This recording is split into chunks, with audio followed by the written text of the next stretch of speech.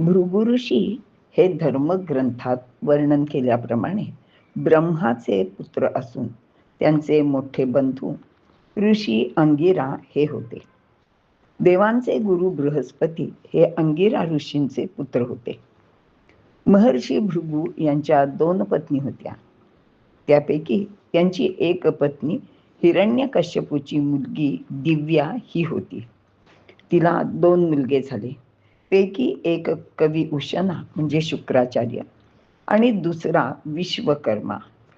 त्यांचे हे दोन्ही पुत्र प्रतिभाशाली आणि गुणवान होते.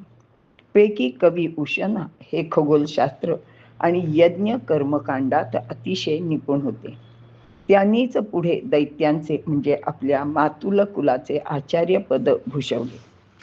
दुसरा विश्वकर्मा हा अत्यंत निपुण असा वास्तुशिल्पकार होता. महर्षी भृगूंची दुसरी पत्नी पुलोम ऋषींची कन्या पौलमी ही होती.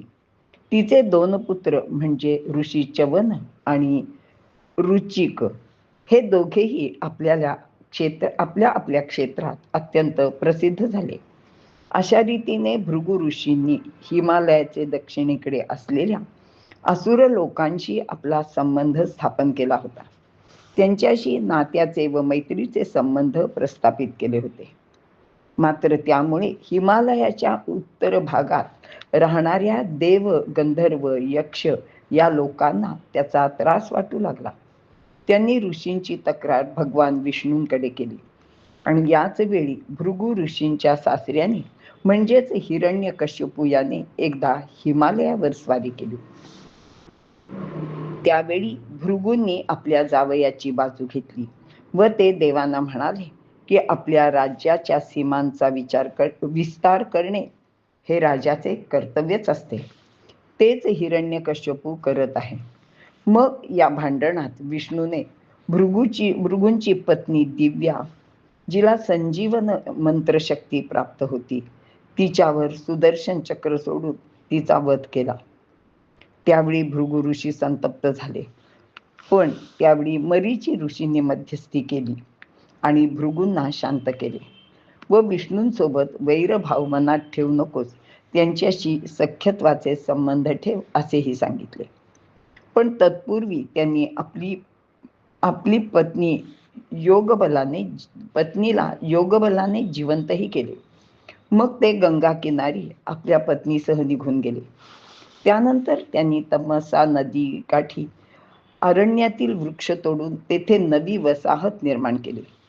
भृगु ऋषींची यानंतर आपल्याला सर्वांना माहिती असलेली गोष्ट म्हणजे त्यांना ब्रह्मा, विष्णू आणि महेश यामध्ये कोण श्रेष्ठ आहे याचा निवाडा करण्याची जबाबदारी देण्यात आली होती.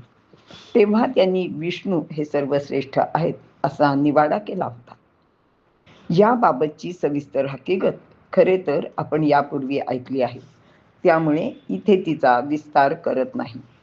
त्यानंतर त्यांनी हिमालयाच्या दक्षिणेला असलेल्या आश्रमातून, वस्तीतून आणि राज्यातून श्री विष्णूंची महती सांगून ते कसे सर्वश्रेष्ठ देवता आहेत याचाही प्रसार केला व श्रीहरीला म्हणजेच विष्णूलाच विशेष रूपाने पूजा, अभिषेक आणि यज्ञात विशेष असे स्थान मिळवून दिले. भृगु ऋषींनी आत्ताच्या उत्तर प्रदेशातील म्हणजेच आत्ताचा जिल्हा बलिया इथे जंगल तोडून वस्ती निर्माण केली. तेथील जंगलातील लोकांना शेती करायला शिकवली. गुरुकुलाची स्थापना केली. लोकांना लिहायला वाचायला शिकवले. येथील त्यांचे कार्य खूप अलौकिक असे आहे, कारण त्यांनी तो जंगली भाग नरभक्षक मानवांचा म्हणून प्रसिद्ध असताना तेथे खरे तर कोणी जायचेही धाडस करत नव्हते. पण तेथेच जाऊन त्यांनी त्या लोकांमध्ये राहून त्यांना सभ्य, सुसंस्कृत करण्याचे महान कार्य केले आहे. त्यांनी भृगु संहिता नावाचा ज्योतिष खगोलशास्त्रावर एक ग्रंथ लिहिला. तो ग्रंथ आत्ताही प्रसिद्ध आहे. त्यातील ग्रहशास्त्रीय माहितीला विशेष मान्यता प्राप्त झाली आहे. आजच्या काळातही त्यांची मान्यता टिकून आहे.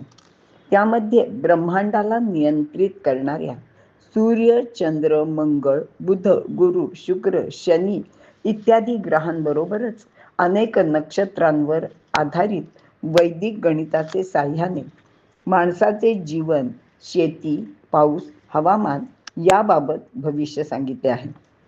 त्यांचे काळात छपाईचे साधन नव्हते, त्यामुळेच इतर ग्रंथांप्रमाणे त्यांचे या ग्रंथाचे शिक्षण विद्यार्थ्यांना देऊन ते त्यांनी मुखोद्गत करून घेतले होते.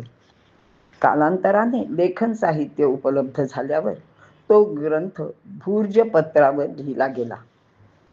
या ग्रंथाची निर्मिती त्यांनी दीर्घकाळ जेथे निवास केला होता त्या बलिया जिल्ह्यात केली होती.